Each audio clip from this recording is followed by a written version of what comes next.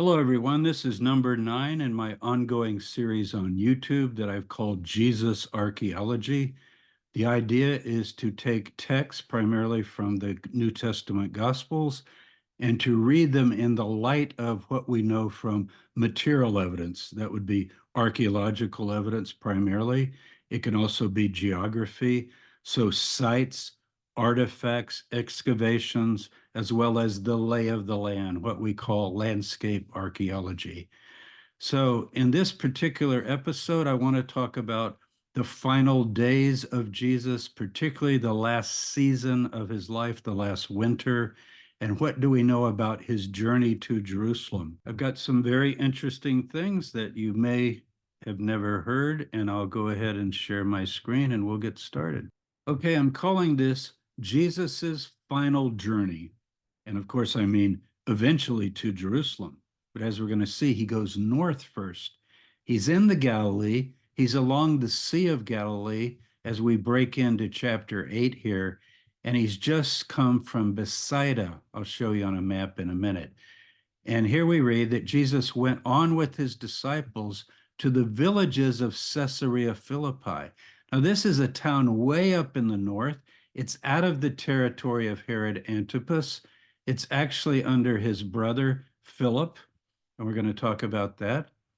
And on the way, he asked them, "Who do men say that I am?" And this is the famous scene in Mark, where Peter actually confesses him correctly as far as the words go, but he doesn't understand the implications.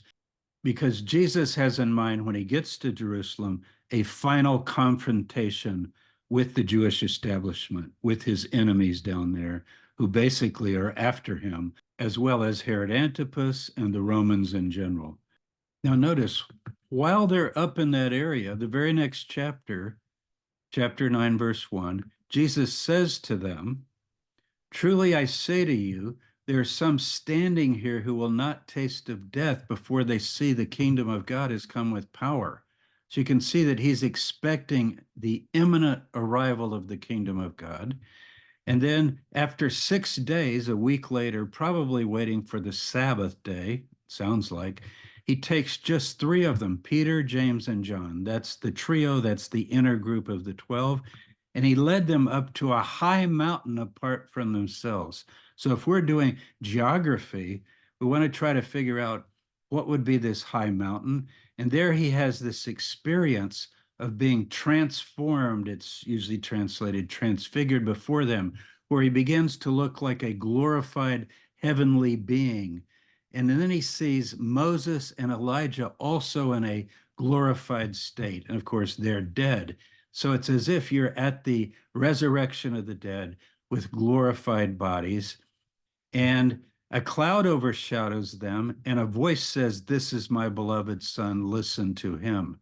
And then they look around and they don't see anything. So it's sort of like a visionary experience on a high mountain. So let's look at a map because we're interested in geography here. Okay, they're at Bethsaida right here, and they head up this road. This is Lake Hula.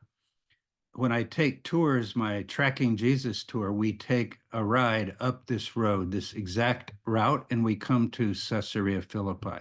You can see that this is the territory of his brother Philip. This is Herod Antipas here, and this is Judea, Samaria, that is ruled directly by a Roman procurator, in this case, Pontius Pilate. So as they head up the road on the way, Jesus asks them that question. When they get to Caesarea Philippi, we don't know exactly what they do, but we're going to take a guess. And then we're going to wonder about a high mountain. Look at that. Mt Herman, the highest mountain in the area of the Levant, of the Holy Land. There's snow on top of Mount Herman even to this day, many months of the year, even into the warmer months because of its altitude. Now, the traditional Mount of the Transfiguration, you'll be able to remember if you know my name, is Mount Tabor. There it is right there. This is Nazareth. This is Mount Tabor. Now, if you read Mark, they're on the road up to Caesarea Philippi. They're not going to come anywhere near this. Notice, here's Nazareth. Mount Tabor is right here, as you could see in that picture.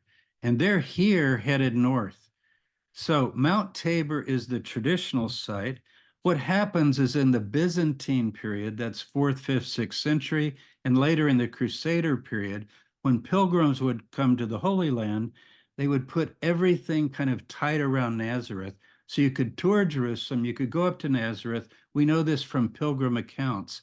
And they could say, look, here's a high mountain right here. And the scripture says that Jesus went on a high mountain.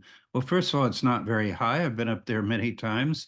I imagine when Jesus was growing up with his brothers and sisters, they would walk here across the Beit Netofa Valley and probably play on this mountain. It really doesn't fit the description or the geography. Okay.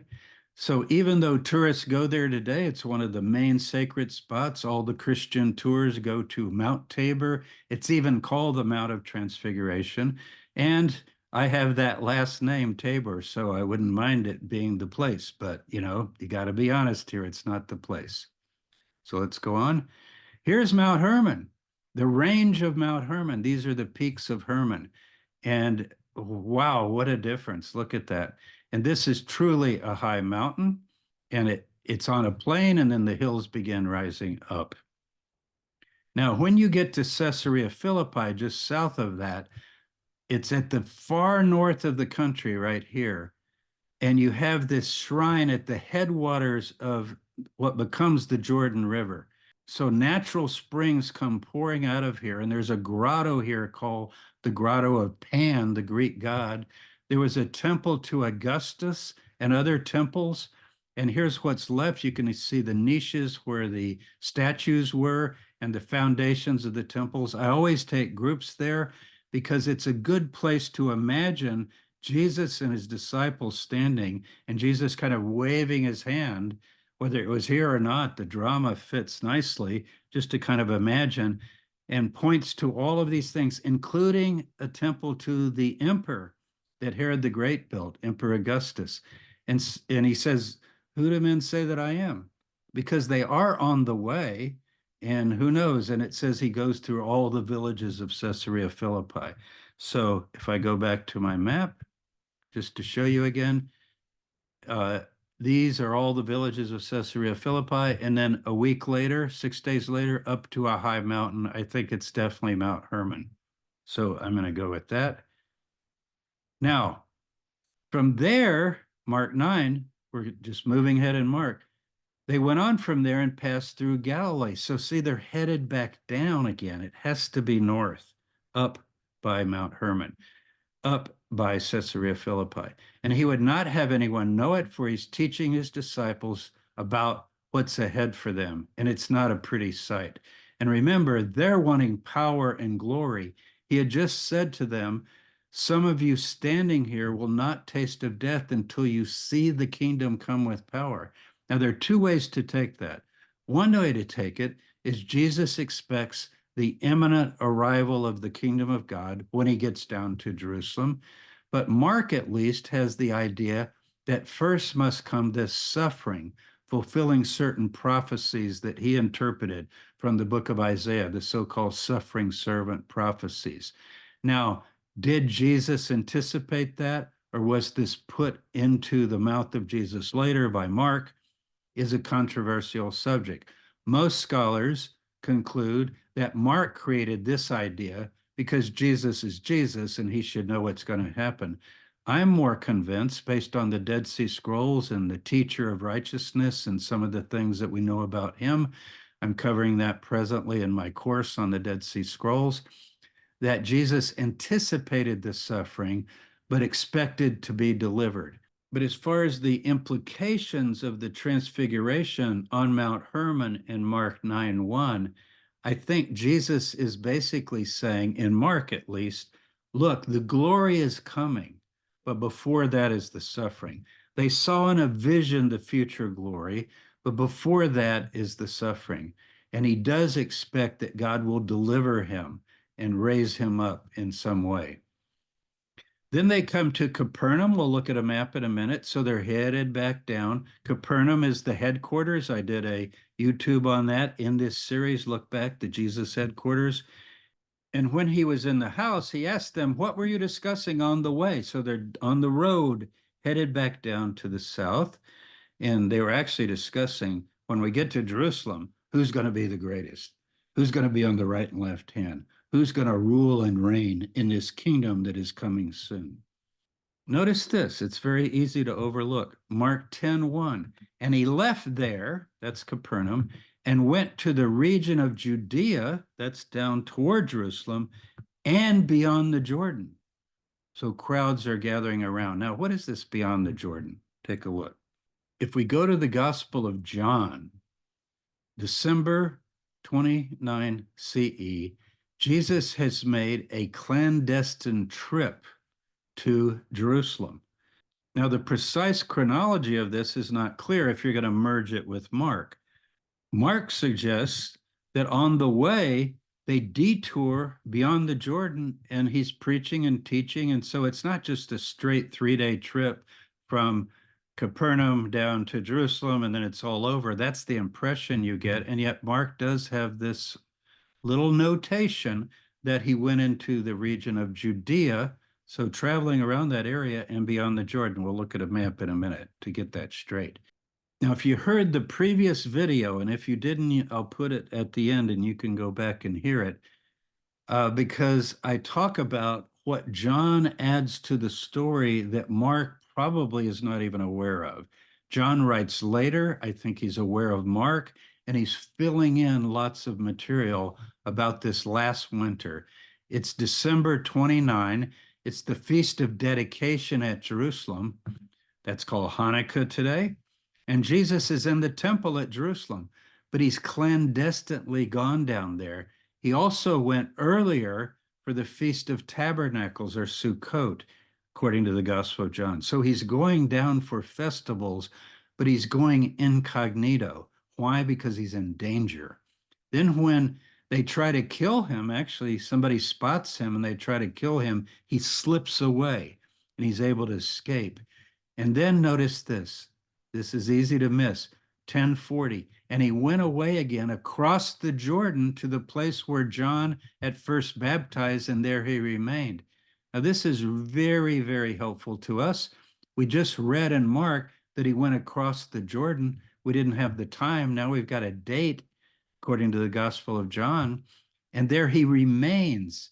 Years ago, covered this actually last time in that video, but I'm going to cover it again because everybody hasn't heard it. Briefly go over it again. I read this in class. I was teaching a class on the historical Jesus and archaeology and geography and on the very things I'm doing in this series. And I'd never noticed that verse. I'd never focused on it. And here's what caught my eye: to the place where John had first baptized. And then right in front of the class, I flipped back to John 3. I said, wait. John was baptizing at Anan near Salim because there was much water there. There's springs there. I've been there. Now, if you know where Anan Salim is, you'll be able to locate where he went across the Jordan. So that very summer when school was out, this was in the spring, I told several of the students, this is just independent. I'm going to fly to Jordan, going to spend a week or two there. We're going to go up north, and several of them came with me. My son went with me, I remember. And we wanted to see what's across the Jordan if you start here at Anan Salim. And notice this is before John had even been put into prison. So what is John baptizing at Anan Salim? Why is he there? I covered it last time, but I'm reviewing it. The next video that follows this one is already up under the playlist. So after you watch this one, be sure you watch that one because I'm not going to repeat it. It's Jesus Archaeology number 10, A Jesus Hideout in Jordan. I'll also put the link at the end and I'll put it in the description because there's something across the Jordan from this spot that I was able to pinpoint, and it makes total sense once you understand it. And it is a safe place where Jesus could spend the last winter. And then Passover comes in the spring. In April, he would head down to Jerusalem. So here's our map just to get all this straight. So let's go over it again. Jesus is at Bethsaida.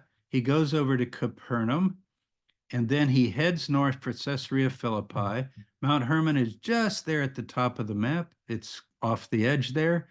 And then he heads back down, and then he comes back to Capernaum, and he's headed on down. But when he gets right here, he crosses the Jordan. There's Anan Salim right there, and he goes to the brook Kerith. The brook Kerith in the Hebrew Bible is where the prophet Elijah hid in the book of First Kings. It's a hiding place from danger. I wanted to go there and see it, and that's exactly what I did. When you come down to Tel Salim right here, a tel is an ancient ruin. This is on top of Tel Salim. The archaeologists have cut a swath through the middle, but you can see it's still pretty intact on either side of that ditch. And if you stand right here, that is Wadi El Yabas, or the brook Kerith. It's called Wadi El Yabas today. These are the hills of Jordan. This is the Jordan Valley. The Jordan River, you can barely make out there. It's not very wide. See it going down? So you cross the Jordan. John is baptizing in this area across from Anan Salim. You go into this valley right here. I had no idea what we'd find. Here's what the Jordan River looks like as you get on down. It's pretty tropical from the water. But it's not huge. It's like a creek in your great grandfather's backyard or something like that. It's not huge, but this is where John is baptizing. And then there are pools all around. And when you first get to the wadi, this is in Jordan now, look what it looks like. It's just a dry riverbed. That's why it's called a wadi, a ravine. But as you get on in, and especially in the winter, you wind around and look at this. It becomes quite nice. And you get way inside, and it gets very steep and treacherous. And you can't even walk along the side. You have to climb these stones to get down. It was very difficult. We had to climb down like this around. And right when you get past this pass, that nobody could come charging in on horses or anything. You could have warnings to hide. There are caves all up and down here. And I pointed out in video 10, that's the next one you can watch, the Jesus Hideout in Jordan. Let me go back to the map again. Notice what else is right here. Here's Anan Salim.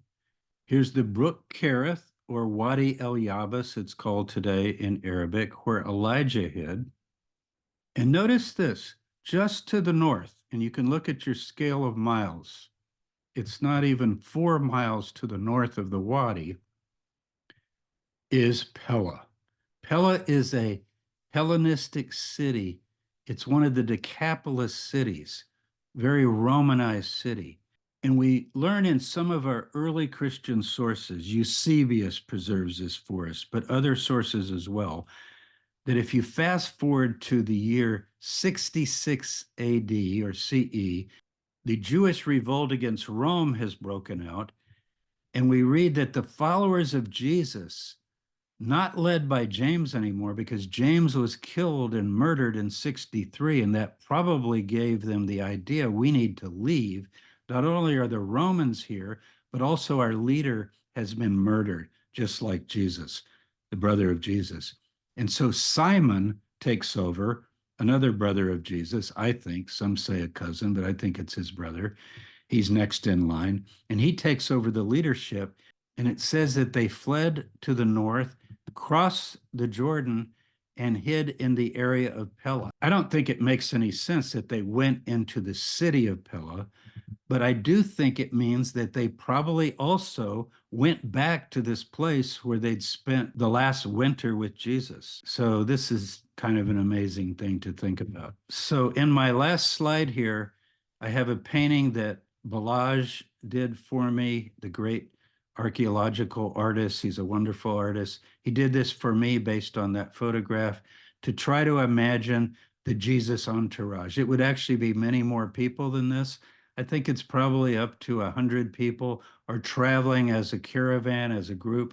But here you have some of them camped out right on those cliffs that you saw in the picture.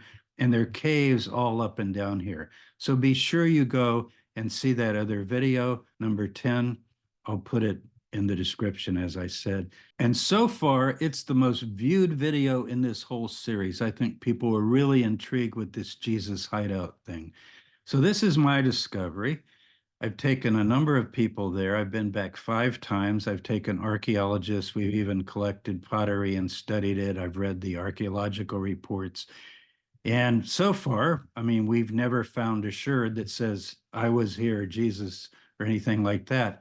But I think you put it all together, also mention Revelation chapter 12, talks about the followers of Jesus fleeing Satan when Jerusalem is being destroyed, and they go to their place where they are fed for 3.5 years. And I think that's also a reference in the book of Revelation to Wadi El Yabas, or the brook Kerith.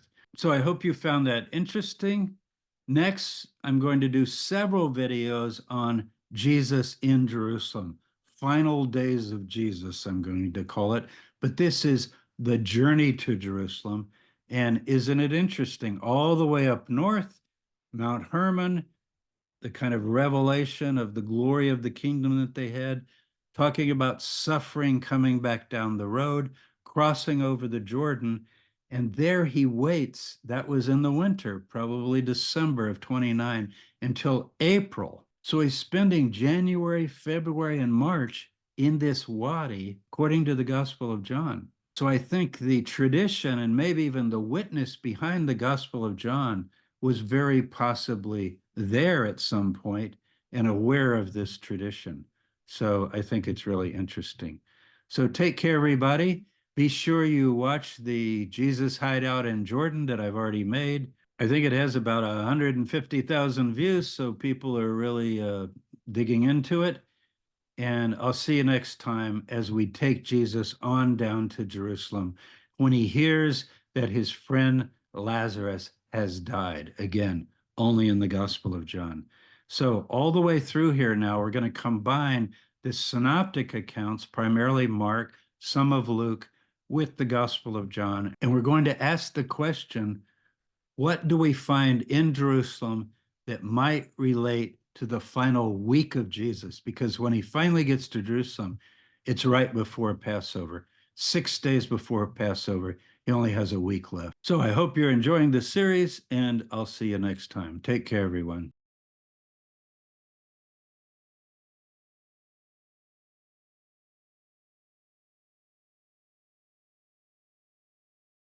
Well, I want to tell you today and describe to you and show for the first time slides to a group like this, maybe to any group, about a discovery that I made in 1992. And I've never talked much about this. I've never talked publicly about it. This is the first time. And I've decided to go public with it because I'm sure enough of it now. And I think it's quite interesting and quite exciting. And it illustrates a method of archaeology that is rather fascinating. And that is how you can go from the text of the Bible to the field and sometimes get some amazing matchups. We always get correlations and we get interesting juxtapositions and possibilities. But I believe that we've got a fit here that indeed is very, very persuasive. So I want to talk about that. And then I noticed in verse 39, they tried to arrest him again, but he escaped from their hands. Now he's up in that Herodian temple area in the courtyard, and it says he escapes. Now Mark knows nothing of this. Mark has Jesus up in the north by Caesarea Philippi, right? About 2 weeks before he dies. And they make the journey down to Jerusalem, remember?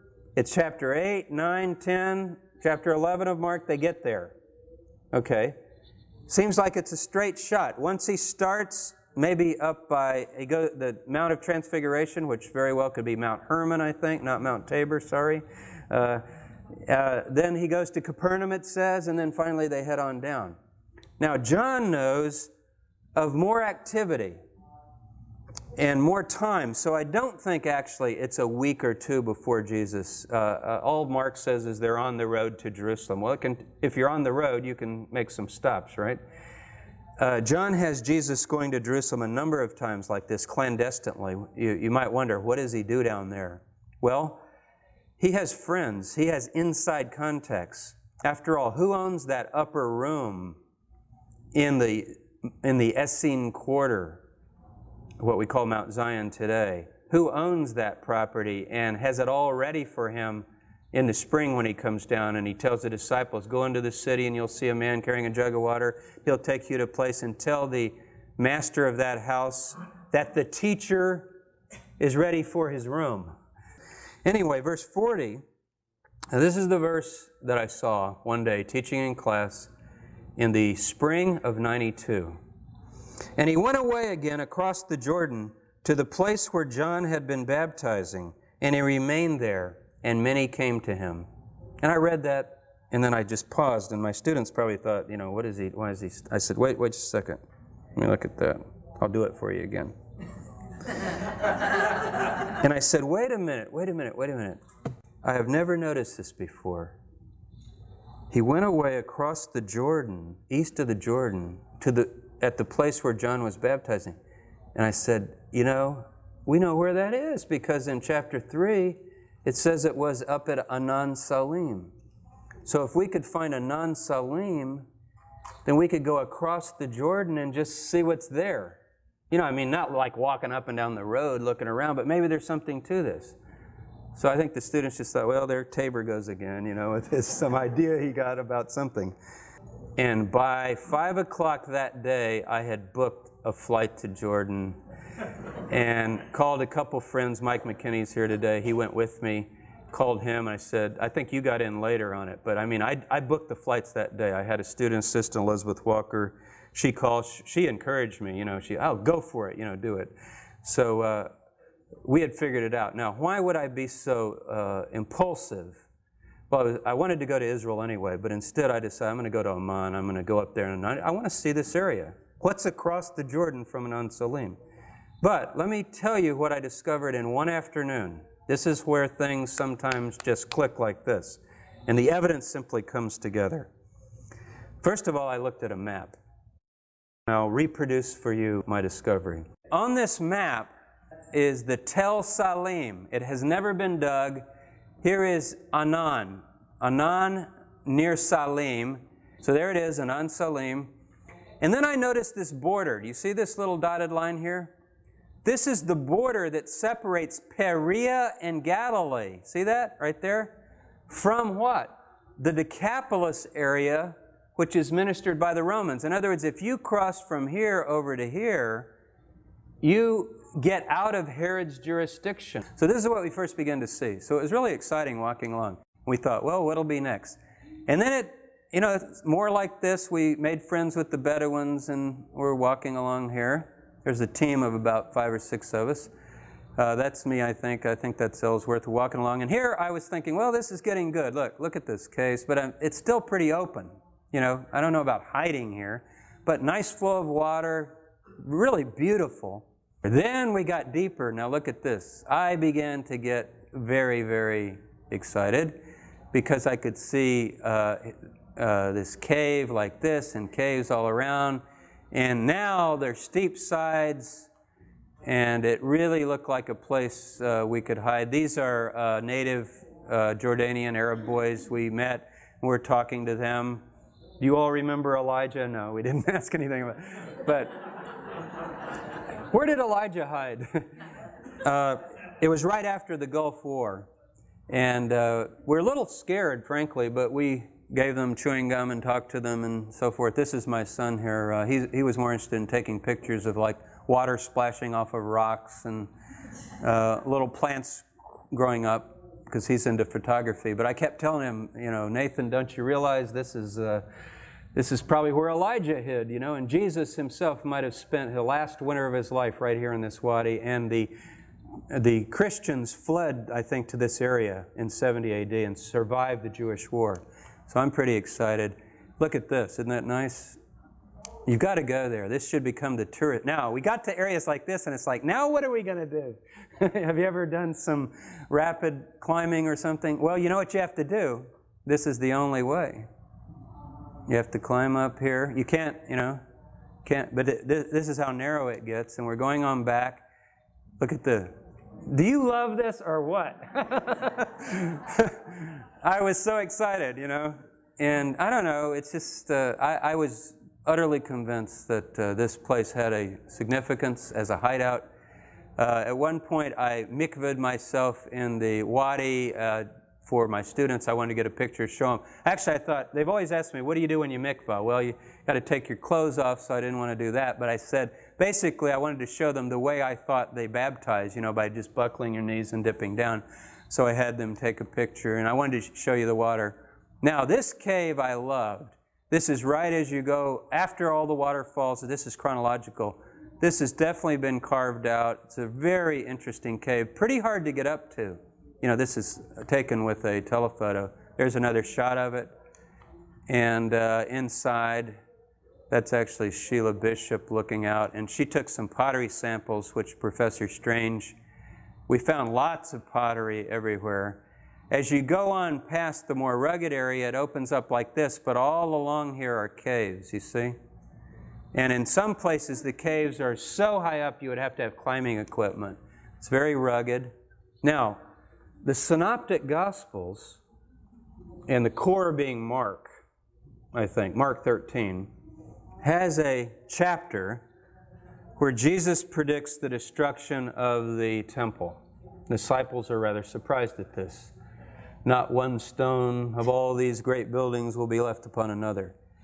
And we call it sometimes the Markan Apocalypse, or even the Jesus Apocalypse. It's one chapter, but it essentially tells you how the city will be devastated, how prophecies of Daniel will be fulfilled, and there will be a terrible time of tribulation and trouble, and even the Son of Man will come in the clouds of heaven. So it's a very set piece. But there's one part in it that I think some of you will recall, where Jesus is quoted as telling his followers, this would be 40 years after his life, when you see the desolating sacrilege set up where it ought not to be, let the reader understand. So there's some kind of real coded work going here. You got to know Daniel, you got to know what the desolating sacrilege is in Daniel, which essentially has to do with Antiochus putting up a pagan altar in the Jerusalem area or around the temple.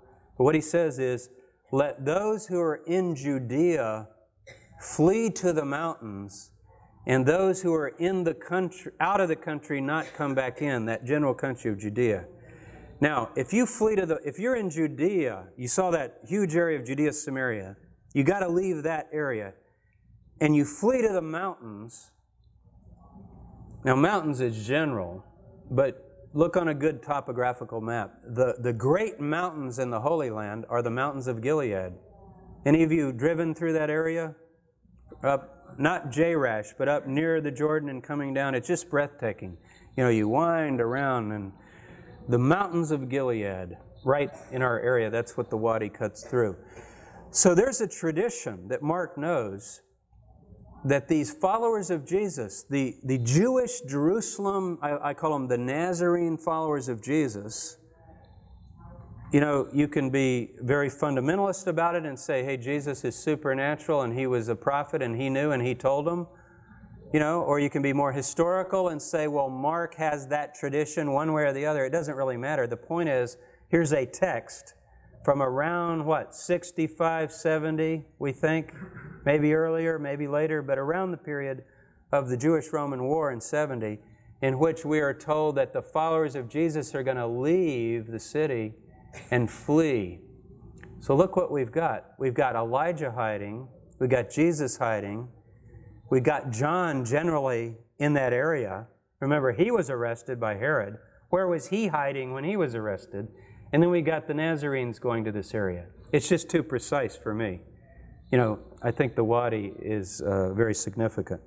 Now, what I've told you so far is not archaeology. Remember the title of my lecture, Mapping Textual Traditions and Putting Them on the Ground.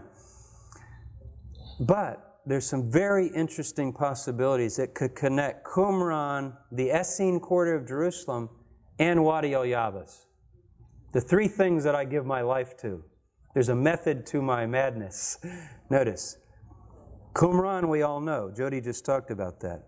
There's a distinctive form of pottery, such as these plates and bowls. It can now be checked in terms of its chemical and physical makeup, as you saw, some of you in the recent video, the Brigham Young work on the Discovery Channel. So it's not simply looking at the shape of the pottery, it can actually be calibrated down to where did this pottery come from, okay? The Essene quarter of Jerusalem. Some of you perhaps read, I hope you did, the article that we wrote in Bar a few months back last year of Bargill Pixner's theories. The group that flees Jerusalem, I believe, is certainly living in the Essene quarter and has probably largely taken over the Essene quarter. They're all becoming Nazarenes according to Acts, right? They're pretty much, they've been waiting for somebody to come along because the teacher was over 100 years ago and he's dead and he never came back. And here John has come, the prophet, and Jesus. You know, I think there's a lot of evidence that the Essene quarter might have been a stronghold for Nazarene beliefs. They leave that area. What do they carry with them? And where is the pottery made that they're using? Now, I can't prove any of this yet, and we don't do archaeology to prove theories. But we have to have theories. There's so many places to dig, there's so many things to investigate, that going to texts like this can give us possibilities. So, we've initiated efforts at Mount Zion, which are described in that article, and we've done, I wouldn't call them seasons because they're not really digging there, but surveyed the property, begun to be friends with the Greeks that own it, made initial efforts there. If we ever are able to take it down to the Rhodian level and get to the towns, I mean the houses and the streets and the villages, that 2 probes have been done by Pixner, and we know that it's small dwellings of Jewish families with mikvahs, coins from ending around 68, like the area had been abandoned. The pottery that they're using might match up with Qumran. As far as the wadi, the only way to prove anything beyond what I've given you might be that the pottery that we find abundantly in these areas, and in the higher caves, I think it's been undisturbed, frankly. We were asking these little kids that are like mountain goats the way they climb on those rocks. Do you ever go way up there? Oh, no, we never go up there. It's too dangerous. It's just not, it's a lot like the caves down in Wadi Marabaat and the Kidron caves, where the Bar Kokhba material was found in Wadi Marabaat. They're virtually inaccessible. I doubt if people have been in them for a long time. You know, Josephus tells of whole families hiding in these caves, remember? Of Arabella, which is on the other side, and how Herod came out and couldn't even get to these people. They're so remote. This is what I'm picturing going on. So we can eventually do this. However, in the scrolls, we do have references, first of all, in the copper scroll, to hiding places across the Jordan. Now, why would the copper scroll among the 64 places have some of them across the Jordan unless this is not an area that they're interested in? They say they're in Perea, or they're in Kolit. And we think Kolit, mentioned 4 times, also mentioned in the Babylonian Talmud, is the area that Alexander Jannaeus defeated on the east side of the Jordan. Also, in the Damascus document, there's references to the teacher fleeing to his place of refuge. Now this gets really interesting. I only thought of this 2 weeks ago, so I don't even know what to do. I was teaching again and I began thinking about this. But look, and then I began reading some of Stephen Gorenson's material. Some of you know Stephen Gorenson. He gave a paper at the SPL in '91, and I'd gotten a copy of it and written him. And he had argued that land of Damascus in the scrolls doesn't mean Damascus, but it means Perea, that territory of Damascus. Not that they're just in the city of Damascus, but from Damascus on down the whole east side of the Jordan, these kinds of groups, before and after the Jewish War and all the way back to the Maccabean period, find places of refuge. So I think that would be the connection we can make. If we can find pottery that is characteristic of Qumran. Now, so far, the samples we've collected, Professor Strange has looked at and simply said, well, lots of the material we brought back, just bags of things to look through. It was Iron Age, it was Chalcolithic, so forth. But a lot of it was your red, what we call early late Roman pottery from, the general revolt period. But what we need to do is a full survey of the area. So we've got things at Qumran, Mount Zion, Wadi al-Yabas. I think it all connects together and could be quite interesting to be able to nail down. So archaeological, I don't think we could find scrolls, by the way, because of the climate. It's very wet. Gilead is very rainy, wet. It's in the north. Maybe inscriptions on rocks or something, but primarily pottery. But I think in terms of the geography of the life of Jesus and this movement, this Nazarene movement in general, if this turns out to be provable in any way or verifiable, beyond the texts that I've given you, which I think are pretty strong themselves. What do you think? You know, you can ask me about them. But something that you could, it gives us an untouched scene that we can think about and a whole chapter, really, in the life of this movement of refuge. Now let me close with one other text. Revelation 12, it's the most speculative one. But in Revelation 12, written, I think, during the time of Nero in an early draft and later Domitian, okay, so some of it's early. And if it's from Nero, who's the emperor during the revolt? You know, Nero's assassinated in 68. Because we can do some of our beasts and horns and try to figure out, some of it seems to definitely be Nero, and Jerusalem still seems to be standing in chapter 11, right? So in chapter 11, chapter 12, you have a woman pictured who stands for the people of God. She bears a child. The child is the Messiah. A dragon tries to destroy the child. He's taken up to heaven. The woman then, the dragon turns on the woman. You know, I'm going to get you since I didn't get the child. And what does she do? She flees into the wilderness to her place, where she is nourished, notice the word, fed, ravens, nourished, for 1,260 days. Could the author of Revelation be giving us a apocalyptic, symbolic reference to a memory of a flight of the woman into the wilderness to her place? That reference to her place is kind of intriguing.